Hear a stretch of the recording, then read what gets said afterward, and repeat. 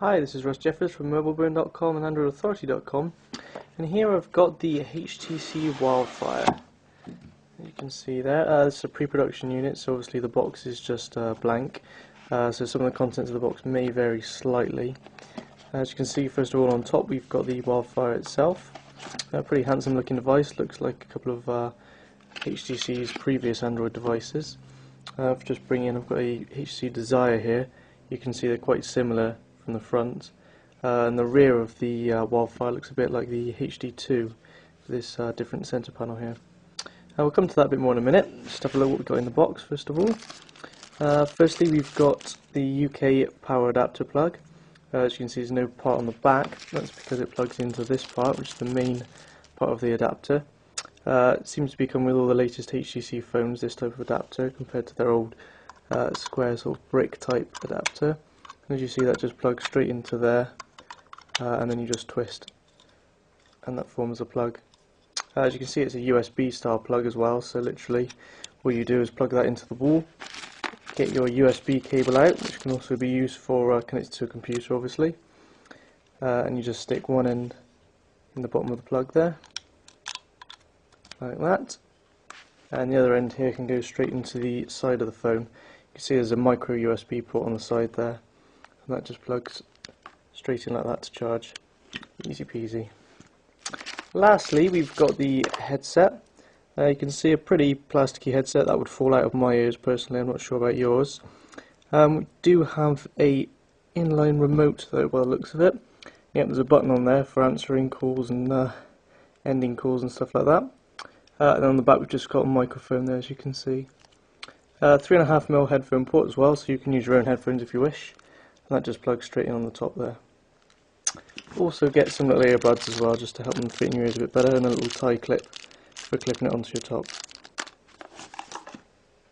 Okay, so here we have the HTC Wildfire out of its box now. You can see it's a pretty nice looking phone. It's a little bit smaller than a lot of the current smartphones available today. Just see I've got a HTC Desire here.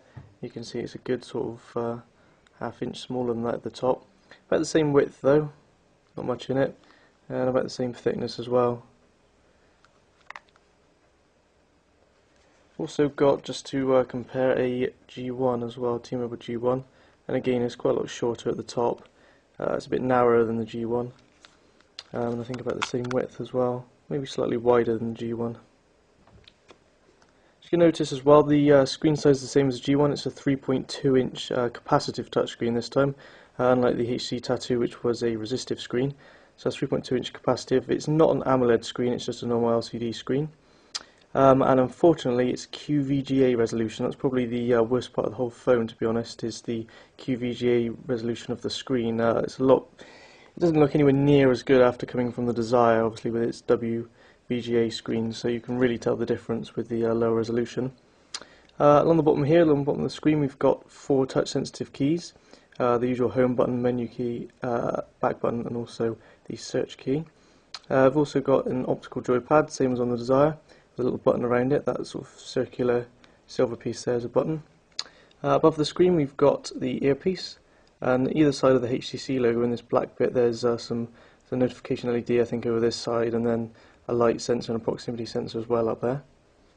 On the side of the device here you can see on the left side we've got the volume rocker, nice sort of chromed volume rocker there, and the micro USB port that we mentioned earlier. The right side's completely bare.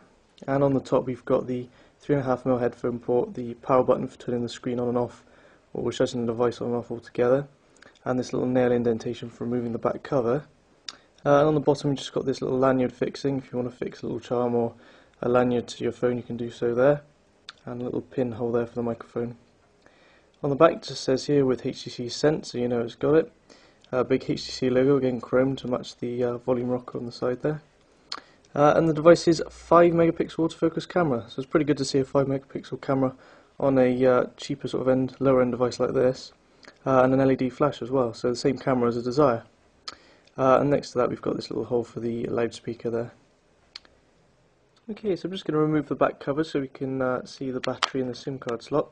Literally I just put my fingernail in this little indentation at the top here, and you just pull the cover off.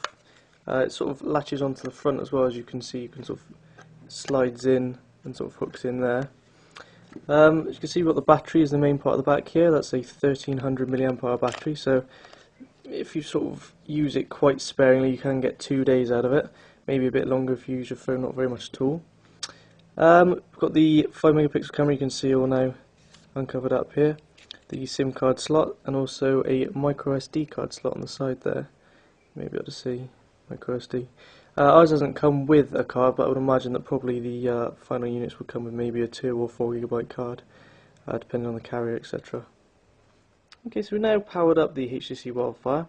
You can see we've got the lock screen here, so if we just drag the time bar down, that will unlock the screen for us. And this brings us onto our main home screen. As I say, the phone has HTC Sense, so we do have 7 different home screens to choose from, and we can just switch between those by simply swiping across the display to find any of them, or we can go into HTC's Leap View by pinching and then just tapping on the particular screen that we want to go to, like that. If we want to add a new widget, we can just press and hold on an empty space, then we can add either an app, shortcut, folder, or a new widget entirely. So let's just go to, say, the music one, I think. You can see we've got a choice of different widgets, this large one or a slightly smaller one. If we're a bit press for space, just pick the larger one though. That just sticks up straight away, a nice music widget. So this widget will actually let us play the music directly in the actual widget. We don't actually have to go into the music player, which is quite handy, and we can actually sort of search for our music from there as well and open the player completely. Going back to the main screen, if I just hit the home key, that'll take me back to the middle panel here. You can see there's this little bar at the bottom here in the middle, and as I switch screens you can see it moves to tell you whereabouts you are on your 7 panes so you don't get lost. But if you ever do get lost, just hit the home key and it'll take you straight back to the middle pane, or once you're on the middle pane you can hit it again to take you into the Leap View. Any apps that you haven't got set as shortcuts on the main display, you can just hit this menu button at the bottom corner here, and that brings up the main app menu, as you see. So all your applications are in here. Settings menu, setup, different bits and pieces like that, all can be found in this menu. And as you can see, the main bar down the bottom here has stayed as well, so that hasn't disappeared when we've gone into the menu, which is quite handy. So at any point in the menu we can just hit, say, the phone button. We can go from there and dial some calls, search our phone book and different things. Just hit the key in the bottom there. We've got call history, online directories, groups, so we can just go straight into our phone book, as you can see. It's quite nice as well, you've got all the user images or your contact images in there, and as we saw earlier, you can have them all set in your favourites widget as well. As with previous Android devices, you can quickly change the ringtone volume just by using the volume rocker on the side, or if you keep going down it'll eventually go into silent mode or vibrate mode. So it's quite handy to change between. Also, if you're listening to music or watching a video, that will change the media volume. Or you can change the volume of, say, the earpiece if you had your headphones in, or it can be used to change the volume on a call as well. That's it. So it's pretty handy, pretty easy to use. Again, if we go into the menu, you can see as well that you don't have to tap the screen. You can actually use this little controller here, the little optical D-pad, and then we can select different things by actually clicking on them. So if we just go to Flashlight, which is a new app that HTC have included, click on that with a button and you can see we get a nice flashlight opened up, which actually just uses, you're probably not going to be able to see it in the day, but it uses the LED on the back of the phone as a flashlight. We've got various different settings to make it lighter and dimmer, which is quite handy. We can just turn it off. So back button to go back, home button to return to the home. We've got a menu button as well, which just brings up sort of a context specific menu. So in this case we can do things like change the wallpaper and change the scenes. HTC Scenes is included again, which allows you to set different widgets and a different background for different scenes. So say you could have widgets for work set for your time at work, and then you could quickly, when you get home, change scene, and it would take all the widgets away and replace them with more fun widgets and a more fun background. A bit like profiles, audio profiles, but for the visual cues of the phone. Also, we've got a search button, universal search generally. You can just quickly search all your contacts as well as the internet just by typing in from here. You can see also the Wildfire's keyboard as well. Obviously with a smaller 3.2-inch screen it's not as large as, say, the Desires, but you can still flip it on its side to bring up the landscape keyboard. It doesn't want to do it at the moment though. Just go into messaging, I can show you that.